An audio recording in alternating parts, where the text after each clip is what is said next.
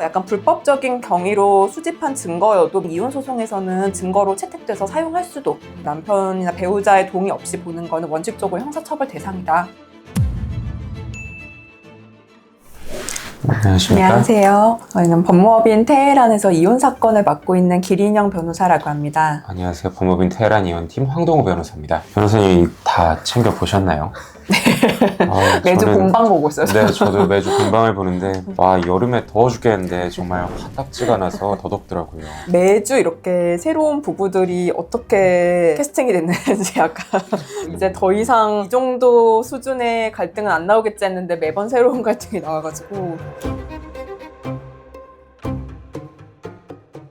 이번 거 같은 경우는 사기를 많이 당하시는 것 같긴 한데 이게 과연 사기를 당한다는 게 유책사유가 될지 좀 생각을 했는데 이 정도면 유책사유가 충분히 되겠다라고 저는 생각을 했었습니다. 아내분이 계속 사기를 당하고 뭔가 가정의 그 재산을 날리는 게 좀 문제인 것 같아요. 네, 로또 리딩방 이거 가끔 문자 메시지 오긴 오거든요. 주식 리딩방이라고. 이런 식으로 피해 입으시고 법인으로 찾아오시는 피해자분들 정말 많으시고 이게 그 사기 피해자는 피해자여서 그 맞아요. 사기의 가해자를 형사 고소를 하는 거하고는 별개로 그 사기 피해가 반복되면서 계속 그 부부 재산을 감소시킨 행위가 있다라고 하면 있는 재산을 나눌 때 아내의 경솔한 행위로 재산이 감소됐으니까 남편의 몫을 조금 더 높게 인정한다든지 그렇게는 충분히 반영될 수 있을 것 같아요. 맞습니다. 예전에 좀 비슷한 상황에서 혼인 기간이 한 40년 정도 그 가정 생활을 유지한 부부여가지고 혼인 기간만 고려하더라도 맞벌이 부부고 하니까 50대 50 정도를 예상할 수 있었던 부부인데 남편분이 그 혼인 기간 내내 계속 사기를 당해서 집도 한번 경매 넘어간 적도 있고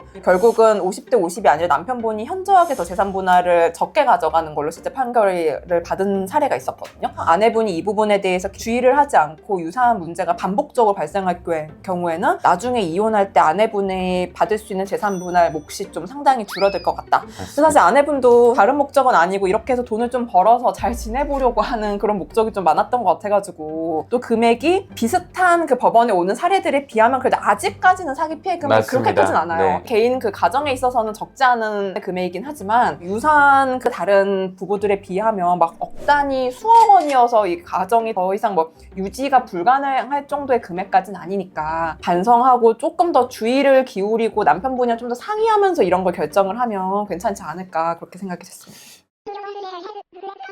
원칙적으로는 그 부부 관계여도 뭐 비밀번호 같은 거나 잠금 장치가 되어 있는 휴대폰을 남편 몰래 카카오톡 로그인해가지고 보는 거 이거 자체는 형사처벌 대상인데 뭐 여러 가지 경우에 따라서 완전한 뭐 실형이라든지 그런 형사처벌까지 가지 않는 경우도 많이 있고 이렇게 해서 약간 불법적인 경위로 수집한 증거여도 이혼 소송에서는 증거로 채택돼서 사용할 수도 부부간이어도 뭐든 뭐 제가 다 괜찮다라고 넘어갈 수 있거나 핸드폰 뭐 부부니까 다 열어서 봐도 되지 이런 건 아니거든요. 주의하셔야 되고 특히나 잠금감치가 걸려져 있는 거는 남편이나 배우자의 동의 없이 보는 거는 원칙적으로 형사처벌 대상이다 이렇게 생각하시면 됩니다. 우울증 환자에게 정신력에 대한 얘기를 한다는 것 자체가 이해를 못 한다는 거죠. 상담 같은 거 같이 가거나 하시면서 이렇게 좀 도와줘야지 이거를 정신력의 문제로 하시는 거는 이제 남편분의 이제 유책으로 잡힐 수 있다. 실제로 이런 식으로 혼인 파탄의 원인이 됐다라는 식의 판결들이 상당히 많긴 합니다.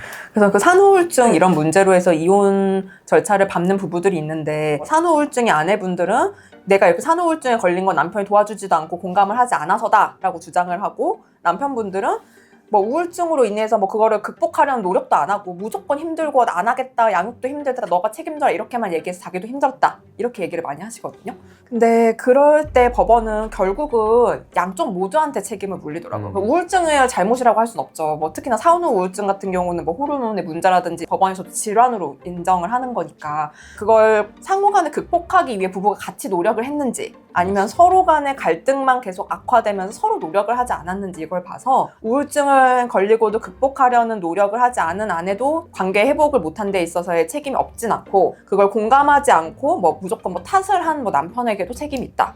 이렇게 해서 부부 관계가 회복되지 못한 상호 간의 책임이 있다. 이렇게 결론이 되는 경우가 좀 많았던 것 같아요. 실제로 이 우울증이나 우울증에 대한 무시만 딱 이 사유만으로 위자료가 인정이 된 케이스를 좀 저는 적죠. 아직은 못 네. 봤습니다. 다른 사유가 있어서 우울증이 생기거나 우울증이 악화되는 사례들이 많아서 사실 그거의 원인이 따로 있어서 그 원인 자체가 보통 이혼의 결정적 사유가 되는 것 같아요. 우울증 자체가 사유가 된다기보다는 좀 그런 부분에 문제가 있는 네. 것 같아요. 부부는 사실 부양 의무가 있으니까 우울증이 있으면 서로 좀 용인하고 도와주고 해야죠. 근데 산후우울증은 좀 남편분들 이해를 하고 좀 적극적으로 도와주셔야 되는 부분이 있는데 아직까지 그 부분에 대한 이해나 이런 게 좀 아직은 없는 것 같아요. 산후우울증 주장하시는 아이 엄마들이 상당히 많고 그것 때문에 힘들어서 결국 이혼하겠다라고 하시는 분도 계시고 네. 저는 근데 사실 지금 팔랑귀 부분은 크게 이번한 네, 케이스에서 맞습니다. 뒤로 갈수록 막 두 분이서 막 서로 막 대화하고 이러시더라고요. 우리는 이 정도는 아니지 네, 않아? 하는 막 식으로. 그런 얘기 하셔가지고 네, 맞습니다. 이미 갈등이 어느 정도 해소가 되는 게 아닐까. 그렇게까지 완전히 정이 떨어져서 꼴 아, 보기 그런 싫은 건 상황, 아닌 그런 것 상황은 같아요. 전혀 아닌 것 네. 같았어요. 또 아이가 어린데 엄마가 이제 아이 보는 걸 힘들어하고 좀 싫어하는 것처럼 처음엔 나왔는데 다음 영상을 봤더니 또 엄마가 할 수 있는 선에서 최대한 또 양육을 하고 있는 것 같고 그렇더라고요. 뒤로 가면 갈수록 관계 회복을 잘 하실 것 같다라는 생각이 들었거든요. 네, 팔랑귀 얘기였습니다. 부분은 큰 문제가 아니에요. 네. 뒤에 두 부부가 사실 너무 좀 충격이었어가지고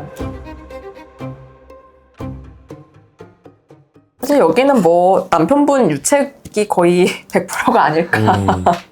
저는 아내분의 잘못은 없다고 봤어요. 아내분이 약간 이런 남편의 잘못으로 인해서 좀 우울감을 겪고 그로 인해서 정신적으로 힘들어하는 피해자로 보이지 이게 아내분에게 어떤 유책이 있어 보이진 않았거든요. 이 정도 주사는 정말 많이 못 보긴 했고 심각하더라고요. 아, 그럼요. 그 알코올 중독 이혼 사유의 경우에도 되게 정도가 천차만별이어서 어떤 분들은 정말 제가 봤을 때 약간 그냥 남편분이 약주 정도 하시는 것 같은데 알코올 중독 주장하시면서 이거 위자료 받고 싶다 이렇게 하시는 분들도 계시고 그래서 변호사도 약간 좀 납득이 안 되는 그런 분들도 계시는 반면 어떤 분들 진짜 정신과적 치료가 필요할 정도의 알코올 중독 환자인 경우도 있거든요.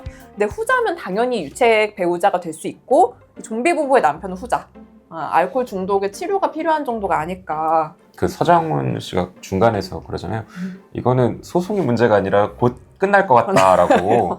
주사가 너무 심각한 편이고 이게 네. 집 안뿐만 아니라 집 밖에서까지 주사가 있다는 건 정말 이제 본인이 제어가 안 된다는 의미인데 집에 들어와서 잘 자기만 해도 좀 낫겠는데 와서 이제 막 와이프한테 막 폭언하고 아내가 새벽에 잠도 못 자게 이렇게 깨워가지고 막 그러면 이제 배우자로서는 혼인관계 유지가 좀 어렵지 않을까. 그래서 아내분의 이혼 의사가 100%가 아닐까라고 처음에 생각을 했었어요. 네. 근데 아내분도 알코올 문제가 좀 있으신 것 같더라고요. 물론 남편분이 원인이었던 걸로 보이긴 했는데 두 분 다 좀 알코올에 대한 치료가 좀 필요해 보였습니다. 변호사님 혹시 주사 없으세요? 술을 주사는 잘 안 없어요. 즐기시죠? 저 술은 좋아하는데 잘 취하지 않게 되면 주사가 있을 때까지 먹진 않고 알아서 먹다가 집에 가서 잘 잡는 좋아하는 주종이 있으시거든요. 저는 주종을 가리지 않고 잘 마시세요.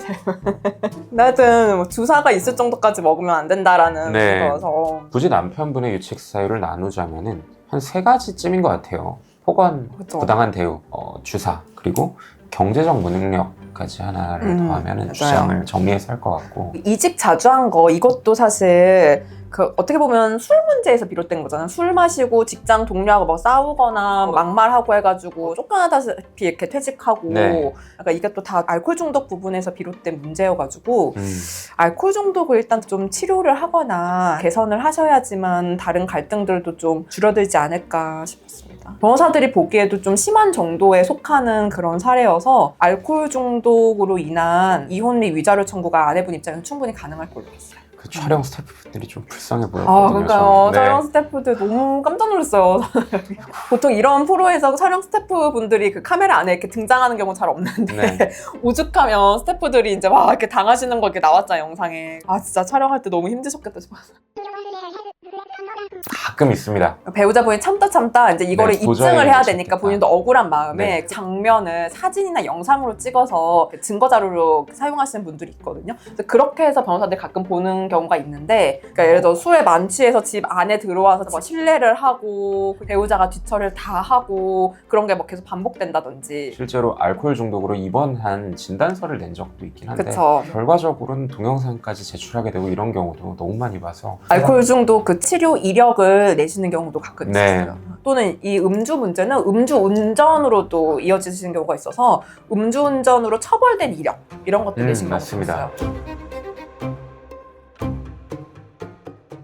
저는 이 부분은 이혼을 하셨으면 좋겠다라고 생각을 했어요. 맞아요. 이혼을 하고 서로 치료를 하고 새로 삶을 찾아가시는 게 서로를 위해서 더 좋지 않을까. 저도 사실 이혼에 찬성하는 입장이고 그냥 같은 여자로서 봤을 때 아내분이 그 간호조무사 자격이 있다고 하시더라고요. 네. 그래서 뭐 경제적으로 자립도 충분히 가능한 상태고 굳이 모욕적인 그런 폭언 같은 거에 시달리면서 굳이 혼인관계를 유지할 필요가 있을까 싶긴 했습니다. 그건 있었습니다. 그 예고편 보셨어요, 변호사님? 어떤 이거? 그 사정이 조금씩 드러나는데 두 분이 신용카드를 안 쓰고 현금으로만 생활을 하고 네네. 제3분할에 있어서 뭔가 조정에서 문제가 있을 것 같다라는 식의 내용이 나오더라고요. 좀 채무가 많아서 이혼을 못 하실 수 있는 상황이 아닐지. 그러실 수도 있을 네. 것 같아요. 그래서 채무가 또 많이 남아있으면 그 문제가 복잡해서 또 이혼을 좀 꺼려 하시는 예, 경우가 맞아요. 있거든요. 어떤 상황인지 한번 좀 봐야 될 것 같아요. 네.